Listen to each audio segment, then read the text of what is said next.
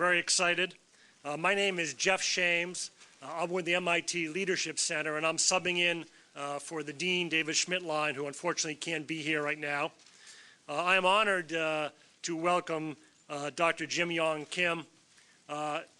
Dr. Kim talk today really kicks off a collaboration between MIT Sloan and the Global Health Delivery Initiative, which you're going to hear more about in the next several weeks, and we're very excited to be working with Dr. Kim on this collaborative.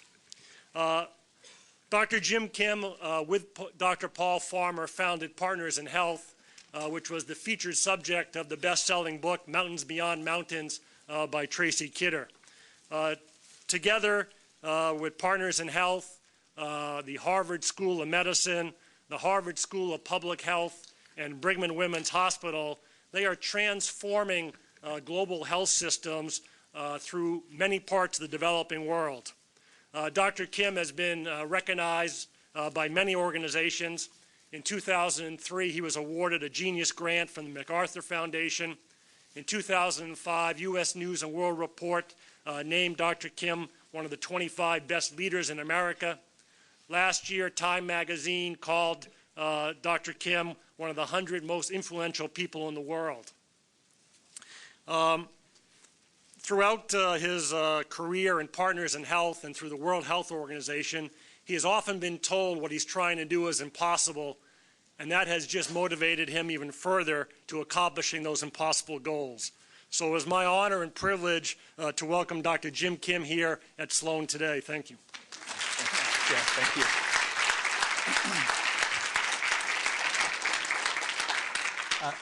You know, I've been at Harvard since 1982, and I have to say it's a real thrill to lecture here at MIT because, truth be told, all of us at Harvard have a sneaking suspicion that you guys are smarter than we are.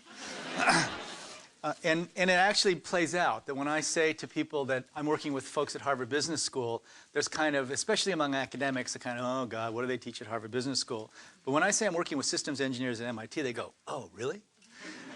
So we're thrilled to be here. And what I want to do, is this on? Can I walk a little bit? Yeah, okay.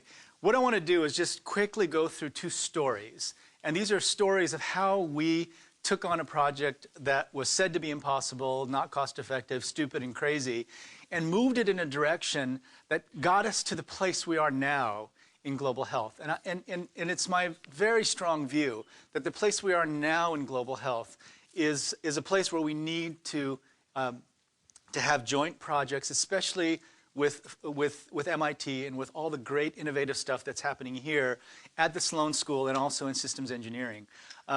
Before, there was so little money and so little attention to global health that it would be hard to come up with a way of thinking through complex systems problems in a way that might be interesting to all of you. But I think we're there now. And let me give you my own sense and my own view of how it was that we got there.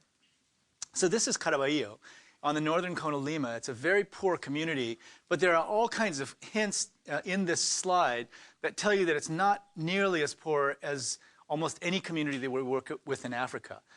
You know, these are houses that are made of straw, but look at the power lines. So there's, in 50% of these homes, there's running water and electricity, something that doesn't exist in Africa. But when we came to this place, we first started meeting women like this person here. She was suffering from tuberculosis and had been treated again and again and again in what was at the time one of the best tuberculosis programs in the world.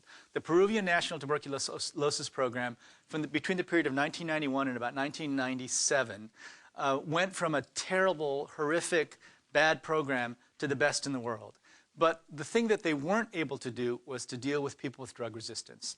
This was a program that delivered the DOT strategy, D-O-T-S, Directly Observed Treatment Short Course, the recommended WHO strategy, as effectively as any country in the world. And it really was a stunningly effective program. When we met these sorts of patients who had been on successive DOTS treatments, they would put them on treatment, they would fail. They would start them again and again and again and again. we knew from our own clinical backgrounds that these patients probably had drug-resistant TB.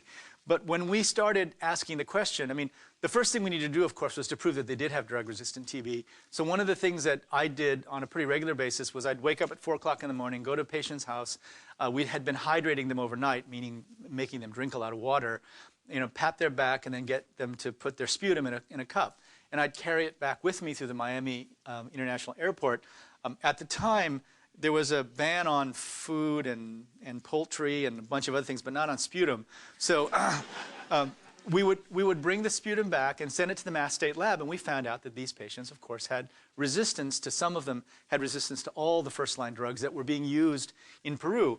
But when we asked the question of what we should do, we got an official response from WHO. People with MDR-TB usually die because treatment is impossible. That was the first thing they said. Look, it's not that we don't care about the patients, but you just can't do it. It's too complicated.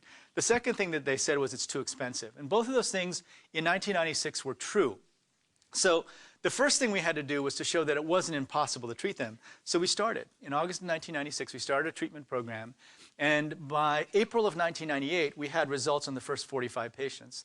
Now, we did intensive treatment. We used the full dosage of drugs. These patients had a lot of side effects. That's part of the problem of drug-resistant TB. Because there's no first-world market for tuberculosis drugs, there hasn't been a new TB drug in about 30 years. So second-line drugs, the drugs that we use when the first-line drugs don't work, are the ones that were supplanted by the first-line drugs. They're not the new drugs like in HIV, the more powerful drugs. They're the old drugs. They're more toxic, they're weaker, they have far greater side effects. So we had to manage these patients very carefully. And in the first cohort of 45 patients, we had an 85% cure rate. And this was about 20 points higher than the best centers in the United States treating those same patients, the same level of severity of patients. April 1998, we showed our results at the American Academy of Arts and Sciences in Cambridge. And the head of the TB department said, wow, okay, we have to think about it in a new way. At least we can't say anymore that it's impossible. So the first step was to actually show that it was possible to do it. But the real problem was the price of drugs. The price of drugs in 1996 was around $25,000 for a full course. That's way too expensive for most developing countries to afford. And you know what they would say to us is, well, we can treat a regular case of TB for $250. And so, we can treat so many more cases of regular TB that it just doesn't make any sense. In fact, some people said to us, and I'm not kidding here, they said it's immoral to treat people for MDR-TB because you could use that money for other things. And, being simple-minded doctors, we said, when is it ever immoral to save someone's life? And we had got the money from other sources anyway, and we're really trying to make the point, but that's the nature of the debate at the time. So what we needed to do was to drop the price of the drugs, and somehow at the same time that we dropped the price of the drugs, we needed to increase the control over those drugs. How do you do that? It's almost anathema to any kind of market principle that what you need to do is get lots of manufacturers competing for price, and that should mean that the drugs are more available everywhere. But the concern was if we just make the drugs available everywhere, everyone will use them, and they'll use them sporadically, and it will create completely resistant forms very quickly. So we had to find a way that we increase control over the drugs while at the same time lowering the price. The Green Light Committee was our solution, and it was one of our employees that we actually sent to work at WHO. It's called secondment. It's what armies do with each other, but it's a really good way to infiltrate another organization. And so we sent a person, and he just scanned the organization and found that the Green Light Committee had been already established for vaccines for meningococcal meningitis. And so we just took the terms of reference for that committee, copied them exactly, and then changed all the meningococcal references to MDR-TB. And what then happened was we sent a signal from WHO. We did this with WHO. We sent a signal from WHO that said, these are important drugs. We think you should start thinking about manufacturing them. And with $1 million investment from Médecins Sans Frontières, Doctors Without Borders, and the help of a lot of different agencies, including Eli Lilly and Company, who's been a fantastic player in this particular game from the very beginning, with donations from Eli Lilly and the help of Médecins Sans Frontières, we were able to bring the prices down between 85% and 98% in a year. right? Now, when I first went to WHO, I had studied generic drugs, the generic drug industry for my anthropology PhD thesis, and said to the folks at WHO, you know, these drugs are all generic. There's no reason they should be so expensive. They said, what does that mean, right? So the very people who had put the death sentence on people in developing countries with MDR-TB because they were too expensive didn't really understand the implications of these drugs being generic. They just thought they were too expensive, right? The lesson here, in my view, is that so many things that happen to poor people are not done on the basis of rigorous, careful thought that includes conversations with the people who actually are the victims, if you will, of these policies. So no one had really taken the time to try to bring these prices down, and that's why they stayed elevated. Very, very important lesson for us. Our assumption was, surely they have thought about all these things, but in this case, they had not. We're now, from 2000, even in the year 2000, very few countries had treatment programs. There were, one or two back in 2000, and now 35 countries have treatment. But we've got a problem. There are probably at least 500,000 people today who need treatment for MDR-TB, and we have about 20 or 30,000 on treatment, half of whom are in treatment in our Peruvian project. So there is a huge task to take on. And how many of you have heard of the Andrew Treacher, the guy from, remember the personal injury lawyer who had XDR, extensively drug-resistant TB, and traveled all over the place, right? What I've heard as rumor is that he probably got infected either in Peru or Vietnam, right? So this is not a problem that is hidden. It's a problem that's exploding, and I'll illustrate that with a case in Lesotho. So the problem here is, how do we get complex treatments for drug-resistant TB to every country in the world? And how do we do it in the context of an exploding HIV epidemic in southern Africa, where these two epidemics are coming together? HIV knocks out precisely that part of the immune system that keeps TB in check. So we're seeing explosive epidemics of not just MDR-TB, multi-drug resistant, but even more resistant forms that are also resistant to second-line drugs. This is a standard, now anyway, loss of life graph from HIV. Botswana lost 25 years of life expectancy in a period of about 15 years. We've never, ever seen demographic shifts of this severity. Not from the 1918 flu pandemic. Maybe the last time was when the dinosaurs lost this much life expectancy. But this is serious. And the president of Botswana and the Minister of Health of Lesotho both said at some point, we think we're dealing with the problem of the extinction of our people with HIV at the levels that we find them. So the reason that so much has happened is because of activism. And activism around HIV has been just an extraordinary phenomenon. And I tell you this because you can't really understand where we are now without understanding how we got here to an extent. ACT UP many people remember ACT UP as being this huge movement, but it's probably really only about 15 or 20 people who did most of the work around the ACT UP efforts. They changed the way NIH funds research. They changed the way the Food and Drug Administration approves drugs. They fundamentally changed the way the FDA does drug approvals. And they got these drugs to the market, and they really, really facilitated that process.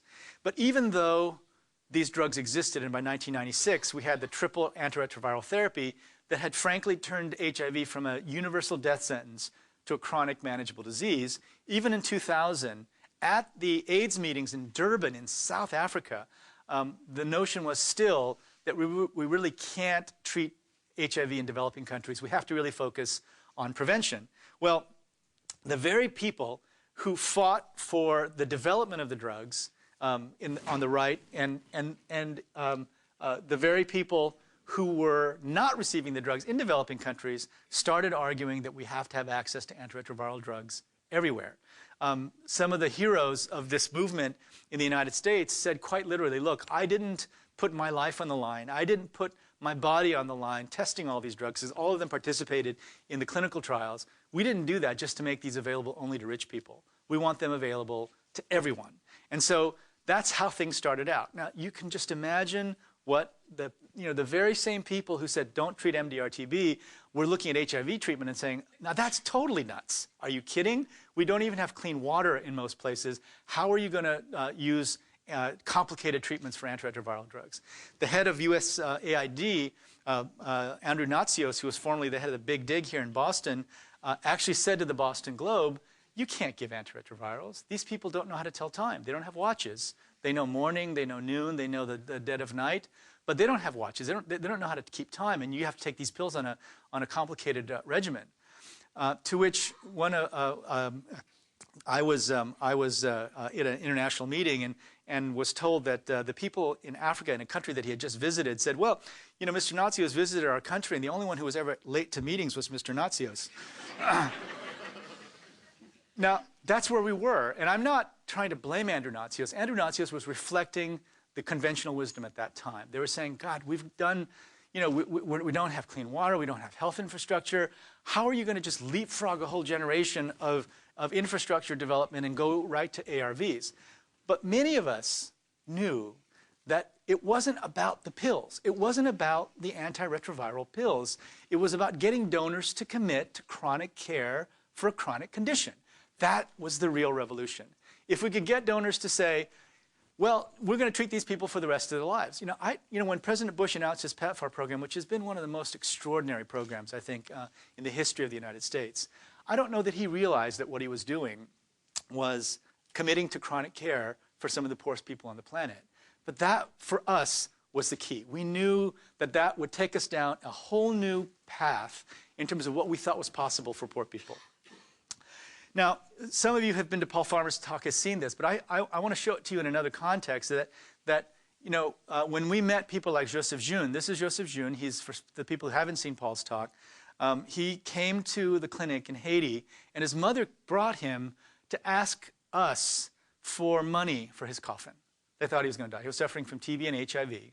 And, you know, this is as close to death as you're ever going to see a human being and still have that person be alive. But you know, in 3 months, he looked like this. And this was with tuberculosis medicines and antiretroviral drugs. And it's something that we call the Lazarus effect of HIV treatment. Now, again, this was the key.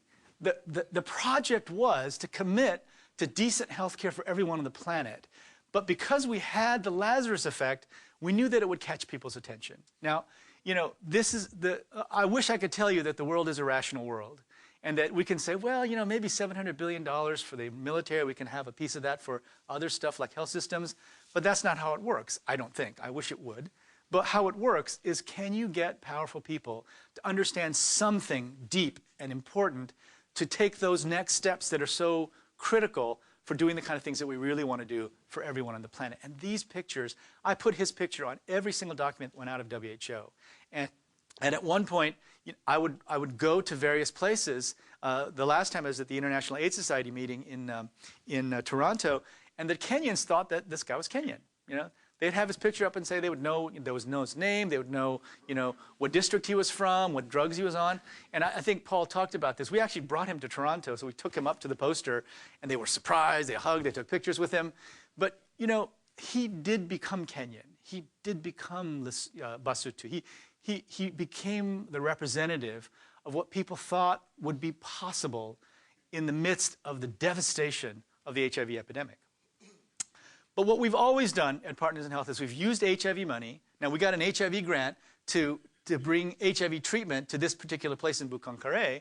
But the argument was, we're not going to do that without also providing primary care services, because, you know, after all, what HIV treatment really is a commitment to primary care. And so the funding agencies agreed to it, and that's what it looked like in 3 months. But that's because we had drugs for all kinds of conditions there, not just for HIV. If you'd set up a HIV treatment program alone, I think you'd have very few people coming forward. Because one, it would be so stigmatized.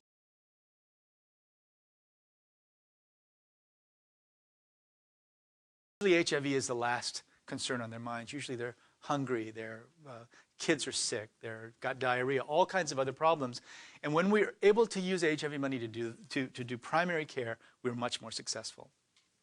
So when I went to WHO in 2003, my very good friend, Dr. Jong-Uk Lee, really in an unexpected way won the election to be the Director General of the World Health Organization. And I actually ran his campaign.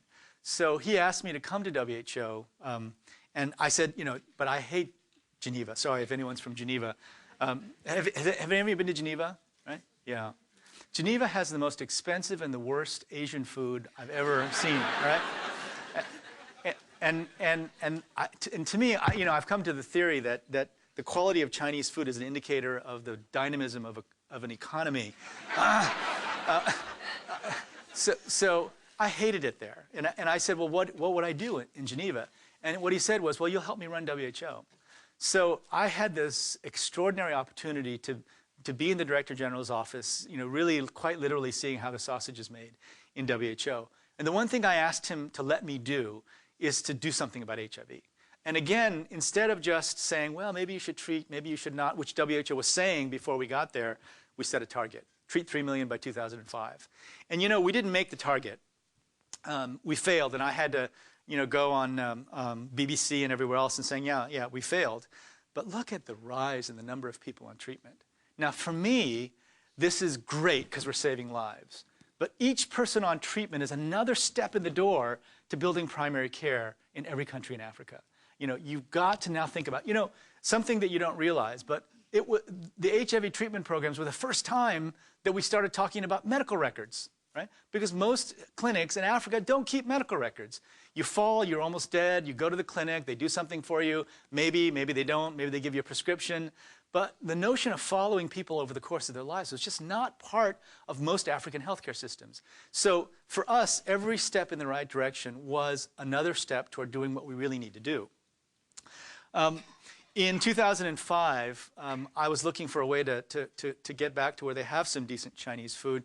And this is what happened. So the activists from the UK called me and said, hey, we're thinking of getting Tony Blair and the government to commit to universal access. And I said, universal access to treatment? And they said, yeah. I said, that's totally nuts. I don't think anyone will agree to it. But they did. And so in the summer of 2005 at the Glen Eagles meeting, the G8 countries all committed to getting as close as possible to universal access to treatment. So I felt at this point that my work was done. And then I came back to Harvard. And when I came back to Harvard, the question that was burning in my mind is, so how do we improve our capacity to implement, to deliver a broad range of services, not just HIV treatment, but tuberculosis treatment, prevention services, all these different things. How do we get better at doing that in developing countries?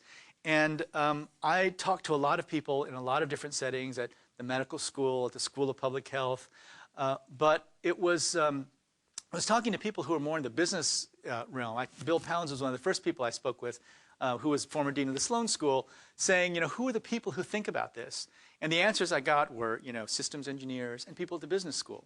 So we began to try to think about what is the task and how do we get better at doing the kinds of things that we'd already been doing. So let me just take you through a particular case of how we're trying to shape implementation delivery in a new way in Rwanda. Now, Paul's showing you these slides. These are the before and after slides. What we're saying is that once we have money for HIV, you've got to do these 4 things. Not just HIV, but also TB treatment, also women's health, reproductive health, and sexually transmitted infections. So these are the foundations. And we're able to provide relatively comprehensive care.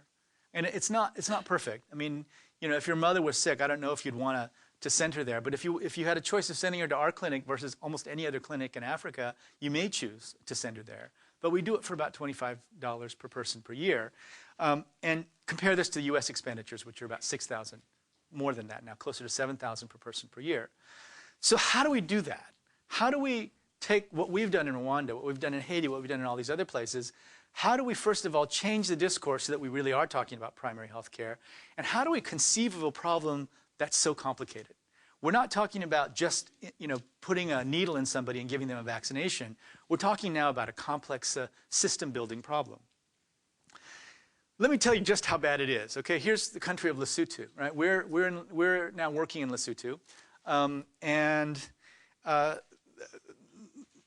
let me go quickly through this because we want to have time for discussion. So in Lesotho, they're right next to a region in South Africa called KwaZulu-Natal. In KwaZulu-Natal, there was a problem with a group of TB, HIV, people co-infected with TB and HIV dying at a very high rate and having very resistant types of tuberculosis. So Among the people who died and were diagnosed with TB in this cohort, half of them had no prior TB treatment, meaning they caught these very resistant forms of TB from each other.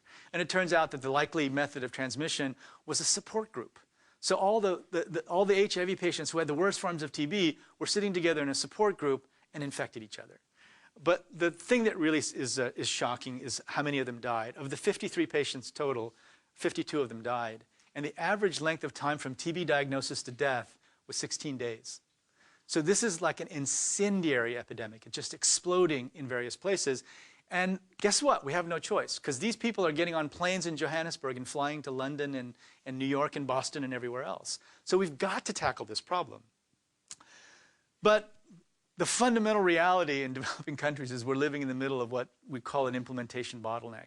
You know, the people at the Gates Foundation who are building all these new products are calling it something different. They're calling it the technology pileup. But this is where we're living right now. And there's a lot of money. Now, if you add to this the Buffett money, right, another $35 billion, there's a lot of money in global health. You add to this the President's Malaria Initiative, and you know the Democrats are now calling for $50 billion for the HIV/AIDS effort. You know, there's still a problem of money, but there's enough to have a huge impact. And if you look at the Gates Foundation, you know, thank God that they're focusing on these new products. I mean, you know, as a TB doctor working with all these old drugs, it's fantastic that they're making these new products. But you guys are the engineers. Is there a theory of hydraulics that says that when you put a new product on top of old ones that aren't being delivered, that somehow the new products will flush all the old ones through the system?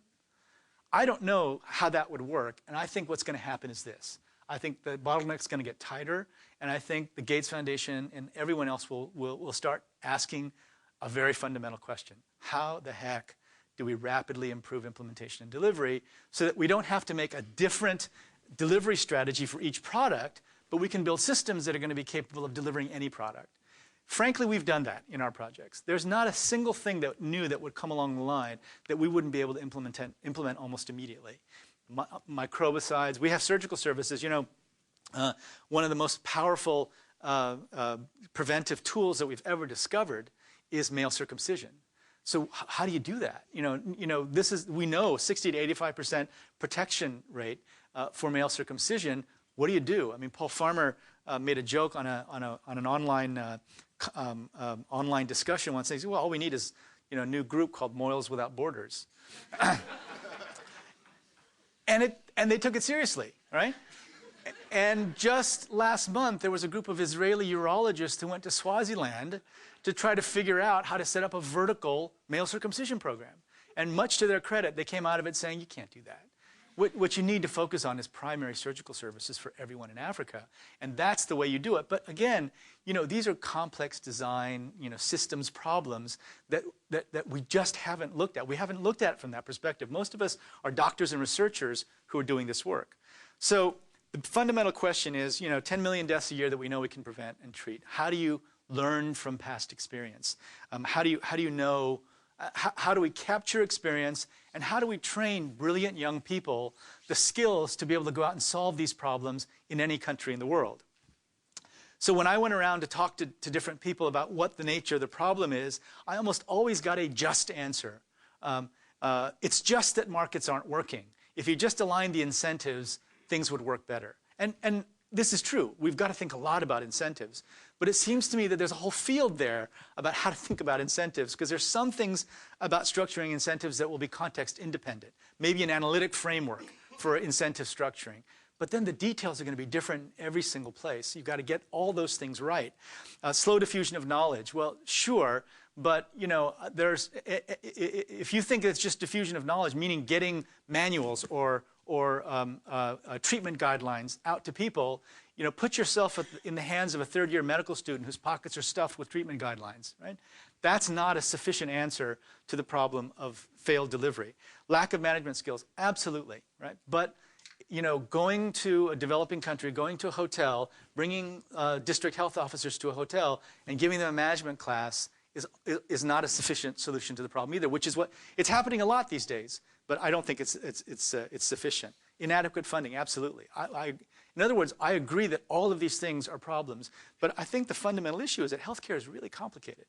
And you talk to these people, and you talk to the researchers, and you really get the feeling that these are really bright, well-meaning people who have their hand firmly on this elephant, but it's very difficult for them to see the whole. So I ended up at Michael Porter's office. And you know, I had I think about a 10 or 15-minute audience with him. And knowing as I do his rates for consulting services, I thought I was getting a pretty good deal. But we ended up talking for a couple of hours. And Mike has been incredibly, incredibly generous with his time and effort. And what he was saying to us, what he began saying to us is, you know, this sounds and looks to me like what I would be faced with in trying to take on a new industry or a new set of business practices. It's a strategy problem. So he taught us about the delivery value chain. This is actually the value chain that we wrote up for the delivery of HIV care in Rwanda. And it was really helpful to us. You know, just getting all the pieces intercalated and thinking what this looks like as a system where we're weak, just that practice we found very, very useful. Moreover, he said, you know, this is one of his slides on how you study complex strategy problems. You know, the case studies. So at the School of Public Health, a small minority of the students actually understand how it was that we eradicated smallpox, right? A lot of people in the School of Public Health will say, well, you know, it was very simple. We had good technology and we eradicated smallpox. If you ever said that to the people who actually did it, smoke would come out of their ears. D.A. Henderson at the final press conference when he was announcing the eradication of smallpox, they asked him, D.A., what's the next major disease you're going to take on for eradication? He said, bad management in public health. Right? It was a management and epidemiology project. Anyone who worked on it will tell you that. But we've lost that. And we don't have a definitive case study on smallpox eradication that we can teach to the public health students. Now, contrast this at the business school. Last year, 3 weeks after the JetBlue meltdown, they were teaching the case in their operations class, right? So there is this sense that if something important happens that reveals to us important aspects of how you get a job done, you've got to capture it, and you've got to be so good at knowing it, you've got to be able to teach it in a reasonable way to young people. So we're doing that. We're doing the case studies, field research. We think, and in this case, we think there's a lot of room for both quantitative and qualitative approaches to understanding what's happening in the field. Can we develop analytic frameworks? I mean, this is Mike's obsession, you know, the 5 forces of competition and strategy that now I think are taught in every business school. He thinks we can come up with something like that, the 5 forces of global healthcare delivery, for example. But the point is that that's what we've got to move to. What are the context-independent things that can be used anywhere? And then what are the context-dependent successes and failures that we need to understand in order to inform what we do in other places? So get the whole problem, and most importantly, be useful to practitioners. You know, we've always felt at Partners in Health and in Paul Farmer and I in our work that our work has to be useful to practitioners somehow. But there's a huge chunk of academia that thinks that if you're useful to practitioners, maybe you aren't that smart after all, right? So there is that problem, and we've got to both do rigorous, exciting, interesting research that reveals aspects of how to do things that are important, but then also have to be sure that we're going to be useful in the field.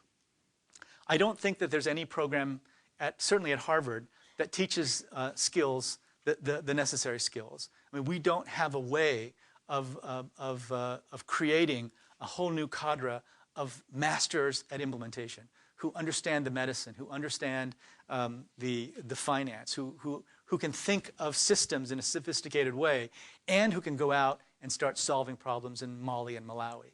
I don't think we have a program that does that. And I would also argue that in terms of medical education, that, you know, basic science has been a foundation of medical science for a very long time.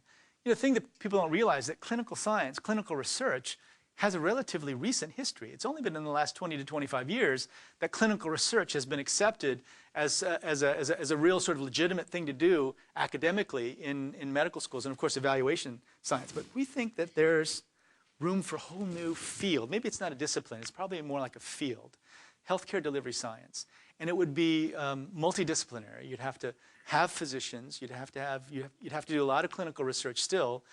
There would even be basic science questions that would arise. You know, how to direct the focus of your basic science may be impacted by what we know about delivery and implementation. But I think it's a field. I certainly know that there's no place where those of us who are really concerned about delivering and implementing in developing countries can sit together and think broadly and in a multidisciplinary fashion about how to solve these problems.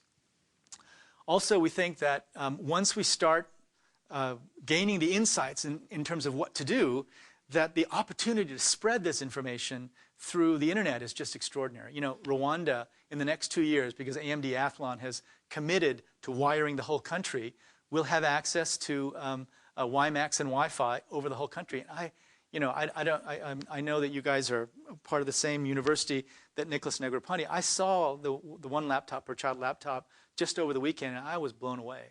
I thought it looked beautiful and elegant and more than good enough to create online communities of practice among literate district health officers who could compare notes about the best way to deliver and implement any given thing. I mean, you know, you're probably all on Facebook, right? I had no idea what Facebook was. People started asking me to be their friend on Facebook. I didn't know what the hell they were talking about. But you look at examples like doctors.net.uk, where almost all the physicians in the UK are talking to each other every single day about, you know, very specific problems, that I'm just terribly excited by what the possibilities are in terms of using information technology, not only to get important information out. Paul Farmer walking through his project on video, talking about how to establish a community health worker program, going in great detail about all the roadblocks that you usually see in setting those programs up, pushing that kind of content out, and then watching as the conversation takes place among people in developing countries themselves. So we're working on this. We want to build this field, and we desperately want to do it with you guys, with MIT. There's so much, I think, that we have to learn from you. I mean, the way you teach people about problem solving, I think, is just unprecedented. And I mean, I've not seen it done better anywhere. And I think that's really what we need. We can teach by the case method. You know, the so-called vicarious experiential learning is very important. But then people have to actually go out and solve problems in a mentored fashion. We hope to be able to do that with you. Finally, you know, as to the question of whether there's enough money to support building primary healthcare systems in every country in the world, you know, this is military spending in 2006. And, you know, the interesting thing is that when you ask American people how much we spend on the military versus how much we spend on foreign aid, about humanitarian aid, they think that 10% of the federal budget is what we spend. This is not percentage of GDP, but percentage of the budget. Only 18% guess it was less than 3%, and it's actually 1.6%. And when asked how much we should spend, they said 15%. Right? So when I was at WHO, I suffered a lot from being an American. We were not very popular in the rest of the world for a very long time.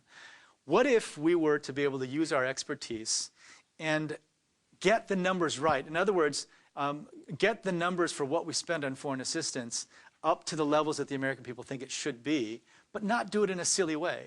Bring our expertise to do something really useful, like helping them in a rigorous and sophisticated way build primary healthcare systems. Now, you know, at some point, taking lessons from the HIV world, right? We may not be able to win this argument by ration and logic. We may have to do what the HIV activists do and take our clothes off at some point. Have any of you taken your clothes off for any cause like that? I haven't, so let me not talk. But frankly, I show this because I think these guys aren't going to quit. They're not going to quit. They're going to insist that HIV treatment be available to every single person in the world. And, you know, I've just noticed that very powerful people can be very thin-skinned, and they're scared of these guys. So there is a driving force that's pushing for HIV treatment. I think now what we've got to do is get groups like this involved in being so good at doing the back-end work, building those systems that really work, that we can live up to statements like this. This is a Harvard Medical School mission statement: to create and nurture a community, the best people committed to leadership and alleviate human suffering caused by disease. I don't think you can do that now just by being in a lab. I don't think you can do that now just by doing clinical research. I think we now have to take the step of building functioning healthcare systems everywhere in the world. And if you've seen Paul's talk, you've seen this. But this is a guy named Jean. He's from Rwanda, and he came to the clinic with suffering from TB and HIV, but his CD4 count was high, so he didn't need HIV treatment. And with just TB treatment and medicines, he looked like this. So, I mean, he looks so good, we've got him on an exercise program now for that belly. I hope that this is the beginning of what I think is going to be a really exciting collaboration between our groups. And I'll leave it open for questions. Thank you.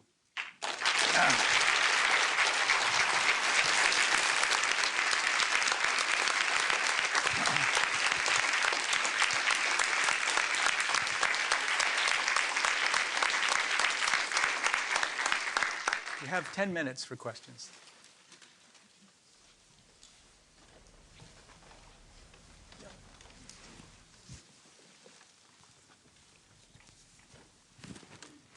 Hello. What role do you think the pharmaceutical companies can play in increasing the delivery of such systems? Yeah.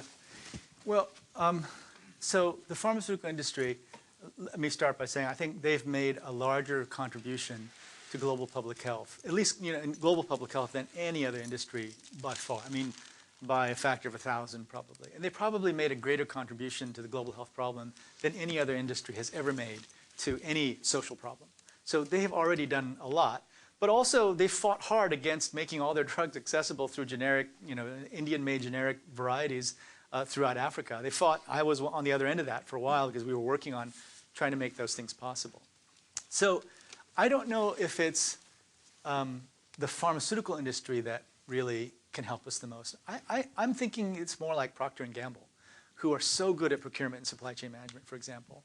But I met with the folks at Procter & Gamble, and they're very busy. They've got a lot of things that they're doing. I mean, what I hear in the global health world is, well, just give it to FedEx. FedEx can deliver all these things. Well, FedEx is busy, right? And FedEx is doing their own thing, and having a FedEx deliver it is not a solution to the problem in my view, because I think what you need to do is somehow figure out how to build very effective procurement and supply chain management systems in every developing country that will be in that country and of that country, as opposed to having others do it. So I think the new generation of cooperation with the industry will be that we're going to ask them very specific questions to help us out with very specific problems, as opposed to just asking them for money. We want their money too, but I think there are ways of harnessing their expertise. The problem is that we're not good enough yet to be able to know what questions to ask them to help us with, right? Most of delivery and implementation right now is being run by doctors and others who are the last people on earth you want to have running a delivery system, right? Doctors, the standard operating procedure for doctors is to walk into broken systems and heroically treat their patients in the middle of a broken system, right? Which is what most doctors are trying to do out there in the world. I don't think that's the right approach. So first of all, we have to get better at finding what questions to ask. And then I think at that point, deep engagement with industry folks who have this expertise would be great. Yeah. The metric of health that you showed on these two examples could also be slightly misleading in the sense that malnutrition would show the devastation of the body, and the proper nutrition. That doesn't necessarily mean it's an indication of health. And I was just looking at this gentleman. He seems to have an asymmetry in the arms, and I was wondering, was there a neurological deficit besides HIV and other problems? It's an interesting question. Not that I know of, that there was a neurological deficit, not that I know of. But you see the asymmetry in the left and right arm? I do. Good pickup, as we say. I'm not sure of the reason for that. It's a good question, though, and I'll ask you. Does anyone here know the answer to the question from Partners in Health? I'll find out. No one's ever asked me about that before. Good question. But to us, nutrition is part of the delivery problem, right? That, right now, you have these bizarre things like the World Food Program competing with the HIV program to sort of get their intervention on the agenda, which is just nuts, right? We need some fundamental design work that says you can't have one without the other.